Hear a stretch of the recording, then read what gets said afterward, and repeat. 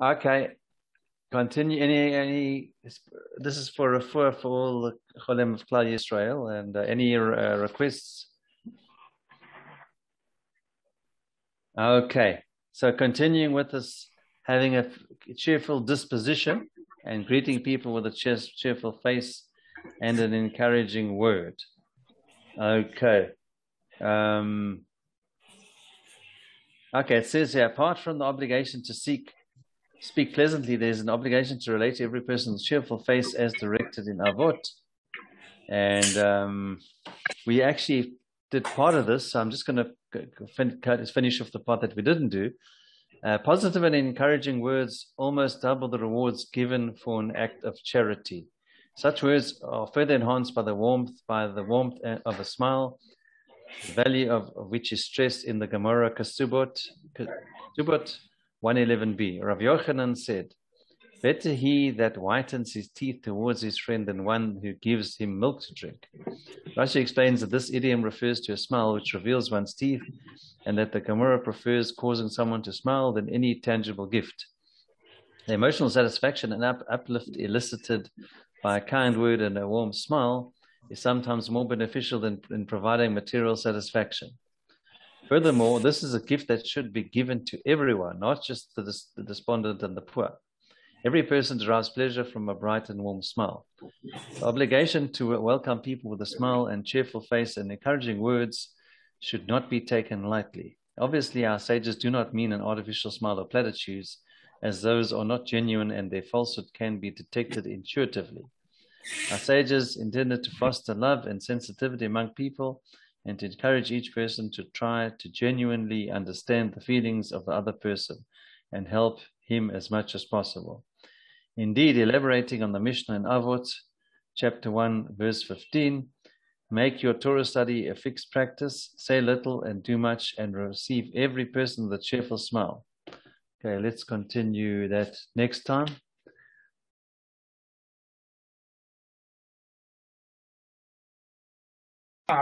That we actually flew in such a short period, so please God. All right. So the Gemara suggests that a ruling of Rav Hamnuna and Rav Yochanan, that only an admission that makes one liable to pay a principal absolves one from a fine. Because, guys, remember the case of it is that you have to put your money where your mouth is. If you're truly sorry, make a payment. And so that's actually a Tanaic dispute. Why?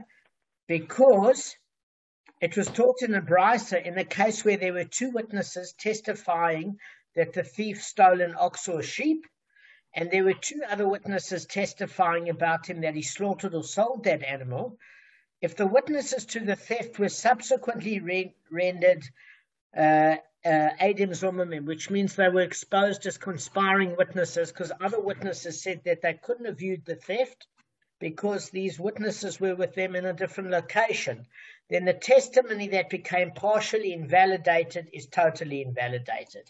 And we explained yesterday that if they're witnesses to the theft and the separate witnesses to the slaughter, the minute the witnesses to the theft are invalidated as being conspiring, if there's no theft, there's no slaughter or sale, because you're only liable to a penalty payment of a 4 or 5-fold payment if you slaughtered or stole a sheep or an ox.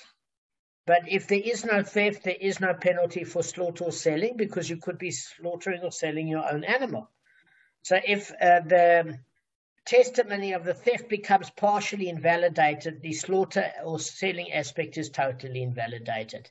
Now, it's a different case, because if the witnesses to the slaughtering aspect were exposed as Zomamim, the defendant pays the twofold payment, because at this point, the witnesses that said he stole the animal were still legit, and the two witnesses that wanted to cash in and make sure that the defendant of the theft, they didn't like him, would pay a 3-fold payment, they were exposed as Zomamim, and therefore those Adim Zomamim pay the 3-fold payment to the defendant. Okay, very clear. So in the name of Sumchus, they said the Zomamim pay the 2-fold payment, and the defendant pays the additional 3-fold payment for the slaughter of an ox, or the additional 2-fold payment for the slaughter of a ram. Now, guys, this obviously doesn't make sense, because let's look at each case.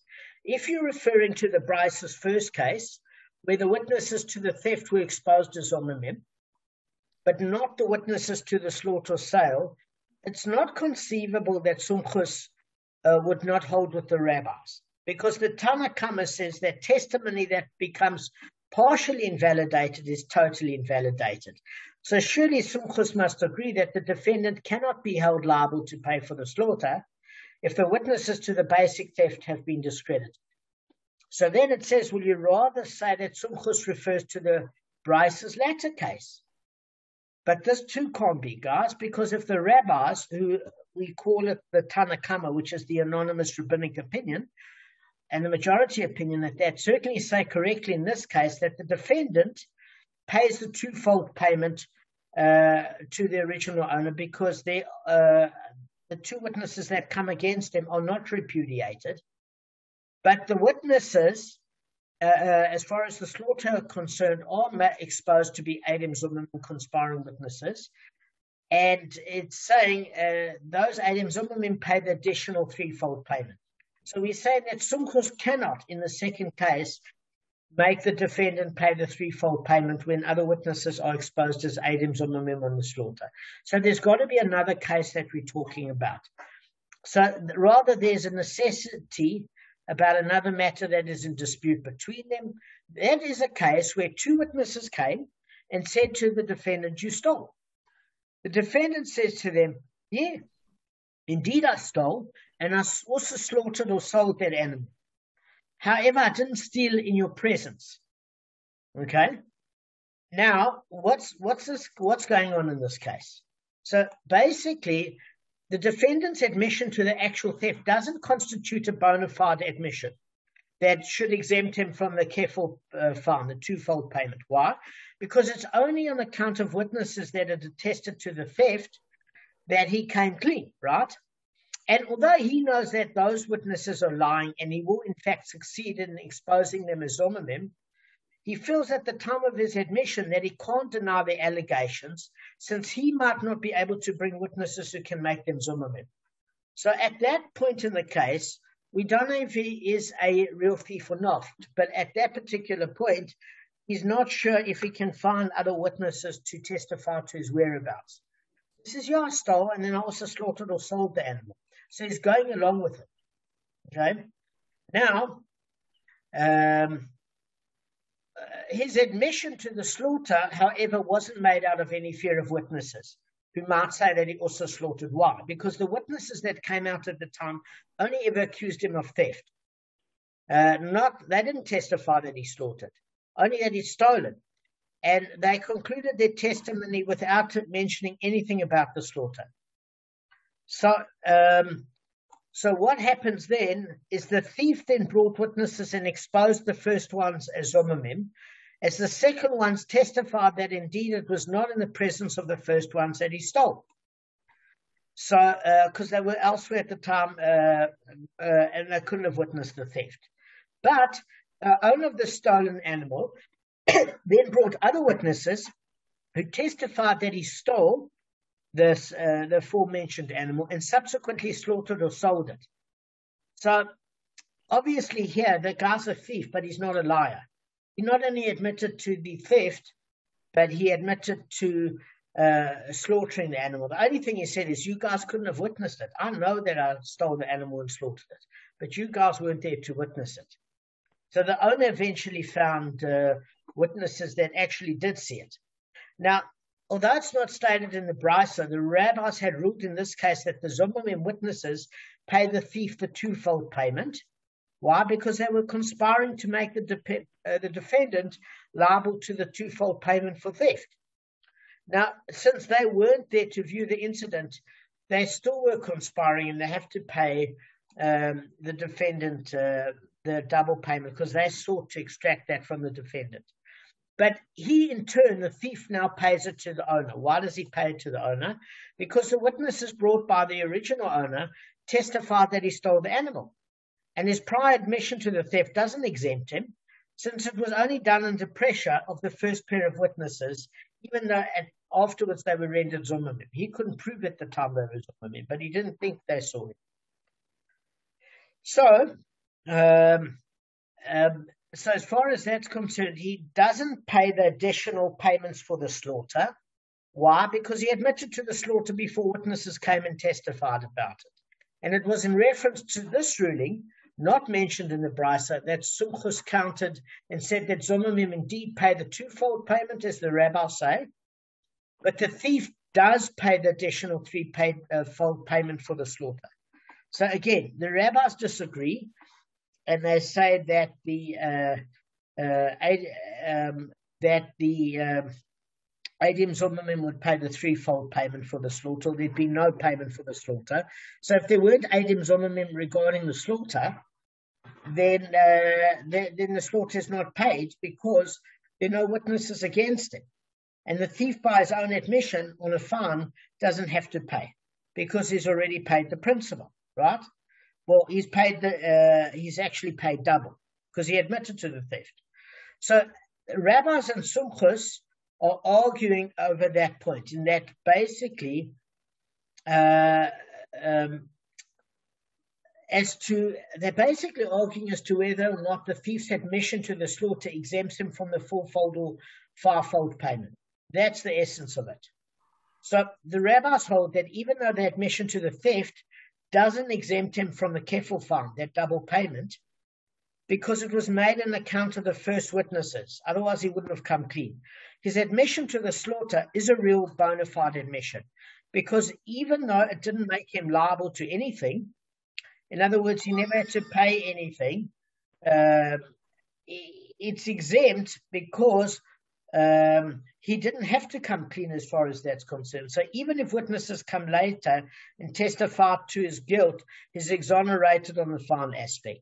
Sumchus doesn't agree. He holds that since the admission to the theft doesn't exempt him from the kefil fine, because it was made on account of the first witnesses that obviously testified to it, his admission to the slaughter, since it doesn't make him liable to anything, is actually not a bona fide admission that should exempt him from the fine. Okay? So what we are saying there is that basically is that Sumchus is saying that if he doesn't have any skin in the game, because the only reason he came clean on the theft and paid is because there were witnesses against him, that won't protect him as far as the admitting to the slaughter is concerned. Okay, because if witnesses come afterwards and testify against him that he slaughtered the animal, that doesn't give him any sort of protection. Whereas the rabbis turn around and say, listen, he didn't have to come clean at that time because the witnesses only testified that proved to be false, that he stole. And he said, yeah, and I slaughtered the animal as well. But later, the original owner came and brought witnesses that testified that he stole and slaughtered. It's basically protected him because he preemptively came clean, even though he doesn't have any skin in the game and had to pay money for the slaughter. Do you see their distinct difference, guys? Yeah. And listen, he paid the principal and the one fine. So at the beginning as well. So he did put his money where his mouth is. No, he didn't. You see, both the rabbis and Sumchus agree on this point, is that that's exactly the case, is that he didn't come to the court and confess and say, listen, I did wrong, because then he'd only have to pay the principal. It was only when witnesses actually testified against him that he admitted to it. Otherwise, he would have had to have taken an oath, but it wouldn't have helped him because there were two witnesses against him to prove it. At that point, he couldn't prove the Adam Zomamim. He was a thief. He knew that they were false witnesses. He didn't have evidence to basically say those witnesses were elsewhere at the time, because where was he going to come up with that sort of evidence? But he knew he stole. And the point of it is he didn't come clean first. Those witnesses testified against him in court. So he had to pay the double payment. He didn't have a choice. No, I understand that. Sorry, you didn't. I didn't clarify properly. I'm referring to the second part. I understand the first part. In the second part, he came clean on the second part. And on he the did slaughter. put his money. You're saying on the slaughter. I'm saying on the slaughter, he kind of put his money where his mouth is because he had to pay the penalty, which incorporates the principal. So I understand the first part. I understand 100 witnesses came. He didn't come on his own accord, but he did preempt the second one, and he put his money where his mouth is. Well, he was forced to put his money where his mouth is by having to pay the penalty and the principal. So he has paid towards that. That's the smart. So you're in good company. You're in agreement with the rabbis, which is good company, Gavin. You couldn't. Yes, you're actually in agreement with the majority opinion, so you can't get better company than that. And what Gavin is saying is correct, is that whether or not you like it or not, whether he was forced by witnesses, he's actually paid part of the penalty in the kefil payment and the principal. So therefore, he has got skin in the game, even if it was against his will. And therefore, since he came clean about the slaughter, he shouldn't have to pay the threefold payment for that, because he didn't even have to come clean. He could have just said, I stole. And then if witnesses came later and testified to the fact that he slaughtered, he would have had to pay the threefold payment. That's what the rabbis are saying, exactly like Gavin. Sumchus is saying, well, he had skin in the game either way. In other words, because of the witnesses, not because of his own volition. So he thought he could just come and admit to the slaughter since he knew he did do it anyway. And most likely, if the witnesses came clean about the stealing, they'd probably testify him against the slaughter. And since he can get out of it just by admitting it up front, because he's already paid the double payment, that's not enough skin in the game for Sumchus, because witnesses pushed him into that. That's that stealing part. So the slaughter part of him admitting wasn't because he's a nice guy. It was a preemptive measure to stop him from paying the threefold for the slaughter should witnesses come to that later. So Sumchus is more stringent. So Gavin, you're in good company, but Sumchus is a bit more stringent. All right, good. Gavin, you are on top of it. Okay. So, the first witnesses who testified to the theft who were exposed as Zomimim paid a twofold payment, and he pays the additional threefold payment for the slaughter of an ox, or the additional twofold payment for the slaughter of the lamb, according to Sumchus. So the rabbis and Sumchus thus disagree with regard to the ruling of Rav Hamnuna and Rav Yochanan. The rabbis hold that an admission exempts one from a fine, even if the admission did not obligate him to pay any principal, because the witnesses, Gavin, came first, whereas Sumchus holds that such an admission does not exempt him because he was pressurized to do so. So, excellent. Gavin's got a firm understanding of this and he agrees with the rabbis. You don't have to agree with Sumchus. That makes perfect sense that you agree with the majority of the opinion. But Gavin, all I did is try and stretch you to see it from a different point of view. That's the whole point of the Gemara, is to try and look at it from another point of view, not what our normal instincts are. So Sumchus also makes sense. So the Gemara now rejects that assertion by suggesting maybe there's an alternative interpretation of the dispute between the rabbis and Sumchus. Rav Acha, the son of Rav Ika, said no. The foregoing might not be an issue about which they dispute. Rather, it might be that both Sumchus and the rabbis agree with Rav Huna and Rav Yochanan that an admission to the slaughter alone, without admitting to the theft, which does not make him liable to anything, is not a bona fide admission that exempts him from a fine. So, Rav Acha, the son of Rav Ika, is saying that basically the rabbis and Sumchus are both of the more stringent opinion. Interesting. That's he's saying there's a different bone of contention. Okay. So rather, it's about the testimony that you cannot refute through Hazamah that they argue. What's this issue that you cannot refute through Hazamah that they argue? This is a case where witnesses came and said to the defendant, you stole. And the defendant said to him, indeed I stole, and I also slaughtered or sold.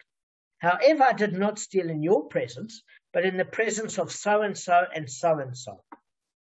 So what it's saying is the thief identified before the court as to the identity of witnesses who actually saw the theft.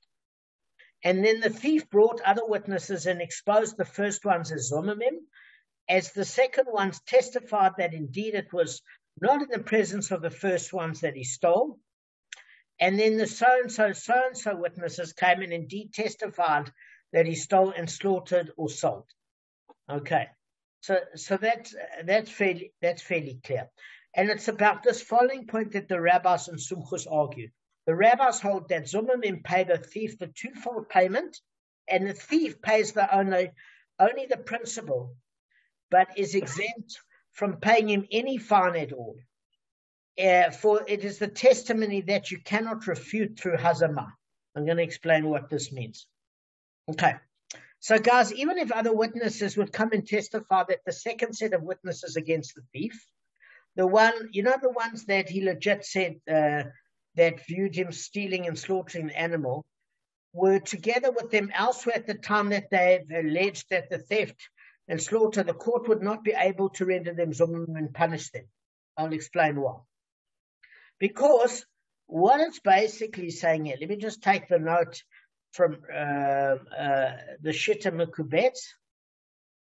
Basically, you've got a problem here, is that they're arguing about what happens if you can't render witnesses zomim. It means they're not valid witnesses, according to one opinion, and according to others, they're valid witnesses. What does this mean? You can't render the zomim, the witnesses zomim. So let me just give you an example. Is that if the witnesses give a case over and they say, well, where did it happen? Well, I don't know. What time did it happen? I don't know. What date did it happen? I don't know.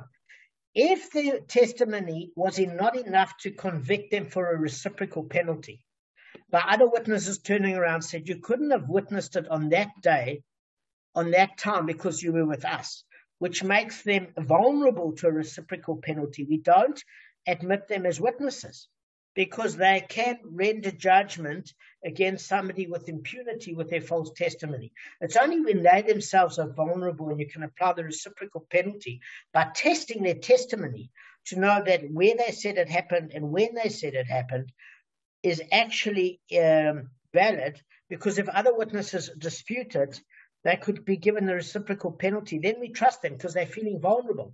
But if they're too vague, where they're protecting themselves, we cannot trust their testimony. It's not accurate and it protects themselves. So that's the statement that we mean when we say that you cannot refute this through hazama. It's not valid testimony.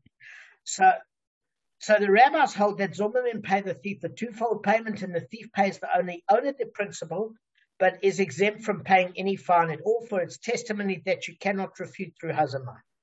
So what do we mean? There's a principle that any testimony that you cannot refute through hazama is not valid testimony. So what we're basically saying is, how do I put this simply? Is that he admitted already before those witnesses came along. He brought those witnesses. So his own admission kind of was the testimony on which you go by. If other witnesses are corroborating it, then you can't apply the reciprocal penalty to them because the thief is actually corroborating that. Arthur's disappeared. Do you know what I'm saying, Gavin? Look, let me put it to you like this, Kevin. If I say, if somebody says to me, you stole, and I said, yes, I did steal, and I also slaughtered the animal, but you weren't there to watch it. And since you weren't there to watch it, you can't testify against me, but I can tell you who did see me. And I call those two witnesses. Now, even if those witnesses for some reason are proved to be false, for whatever reason, at the end of the day, let me just let Arthur in. Hi, mate. Hi, mate. Did somebody call you? Sorry, mate. The sound disappeared. Danny called me on WhatsApp and I cut off the sound. So I couldn't hear what you were saying. So what I'm saying is, Arthur, if you can't apply the hazama reciprocal penalty to witnesses, they're not valid. Which means those witnesses are not valid because they haven't given enough information and they can't make themselves vulnerable if they're caught as being conspiring witnesses. So in other words, if I turn around and I say, I witnessed this event and they said what date and when, and I can't tell them what date and what time, my testimony is not valid. Because if I hold myself to a time and date and other people say you weren't in that location at that time, I get to have to pay the reciprocal penalty, which I intend to do to the other person. And therefore that they want witnesses that could be exposed to the reciprocal penalty in order to validate their testimony. Because enough information is given and you can corroborate that information. So in this case, you can't do it And the reason why you can't do it is because the actual thief turned around and said, listen, I'll bring the witnesses that saw me steal and sell the animal, or steal and slaughter the animal. So therefore, those witnesses are corroborated by the thief himself, which means you don't need their testimony. His own admission basically convicts him. You don't need those witnesses. So therefore, if they're deemed unnecessary, then those witnesses can't be exposed as false witnesses for the hazamah. Because who's doing this to the thief? The thief's doing it to himself. He's saying, I want you to convict me because this is what I'm doing wrong. Therefore, those witnesses themselves can't be brought against the thief. And if they're made to be conspiring, the thief's own testimony will convict him. So that's the issue at which Sumchus and the rabbis argue. Does that make sense? In other words, Sumchus rules that a thief pays an additional threefold fine for his slaughter or sale of the ox, or an additional twofold fine in the case of a ram, because he holds that testimony that you cannot refute through hazamah is valid testimony. So what the rabbis are saying, it's invalid, because who's convicted himself? The thief. So you don't need those witnesses. Since you don't need those witnesses, you can't apply the reciprocal penalty to them, because what did they want to do to the thief? Only what the thief did to himself. So therefore, they did nothing to the thief bad. So therefore, the rabbis say that you cannot make the testimony count against a person where that testimony makes the thief pay the threefold payment. And by the thief's own admission to a fine, he's off the hook for that threefold payment or twofold payment. Sumchus doesn't agree. He says, even though that witness, you cannot refute through hazamah, it's valid testimony. Why? Because his view is that the testimony of the latter witnesses is valid, which makes the thief liable to both the twofold payment for the theft and accordingly the three or twofold payment for the slaughter and sale. Because he's actually concurring with the witnesses. That doesn't invalidate the witnesses. If anything, it proves the witnesses are telling the truth. It actually proves they're telling the truth. So it's not an argument that should invalidate those witnesses just to say the thief on his own strength is convicting himself. No, the witnesses are convicting. The thief's just agreeing that the witness's testimony is correct about the theft and the slaughter that the owner brings. And therefore, he says there's no reason to get the thief off the hook for the threefold payment. So, because the Gemara asked, but is it been established for us that testimony that you cannot refute through hazamah is not valid testimony, meaning that it's uncontested. Both Sumchus and the rabbis have to say that testimony that you can't refute through hazamah is not valid testimony. So both of them have to say that that's a good point. So, but Sumchus holds this rule only applies where the testimony cannot be refuted through hazamah, because the witnesses say they don't know on which day or which hour the incident occurred, where their failure to provide the information could subject them to hazamah, and therefore there's no testimony altogether. But here they are supporting him, or here he is supporting the witnesses. So in a case where the witnesses are being supported by the thief in terms of the testimony is accurate, we have no reason to invalidate them, even though by the strength of their testimony, they cannot convict the thief, because the thief is convicting himself. We still say it's valid testimony. They're both on the same page there.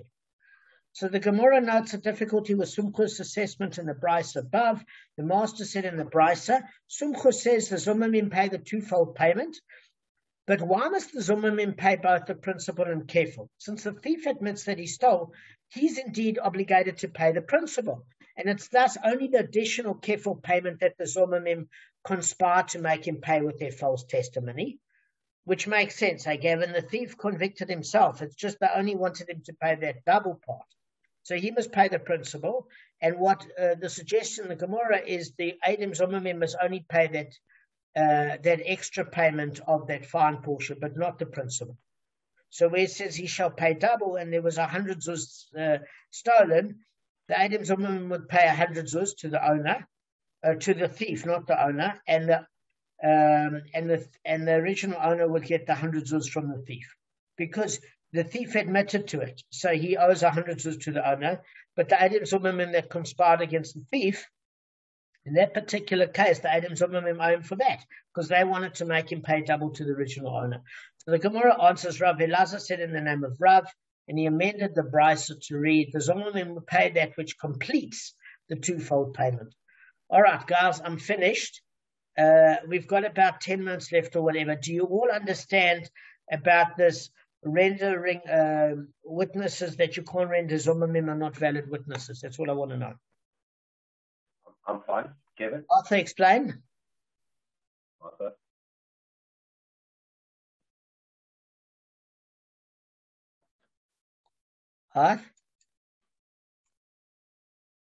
Arthur, that's quite an awkward disappearance. Houdini. Arthur Dini. Okay. Kevin? So you, if the thief admits to the theft, and he even mentions witnesses that were there, is that what you're talking about? Yeah, I'm saying, what's this concept about? I want to ask you, because we finished the daf. What's this concept about? Any testimony that you cannot refute through hazama is not valid testimony. What does that mean? That concept. That's what I'm asking. That you can't refute, because hazama means in a different place. We're in a different place when they made they weren't at the place that they claimed to be. That's hazama. If you can't apply the hazama reciprocal penalty to the witnesses, if they're found to be lying, why are they not valid witnesses? That's what I'm asking you. If you can't apply it. Yeah. I don't know.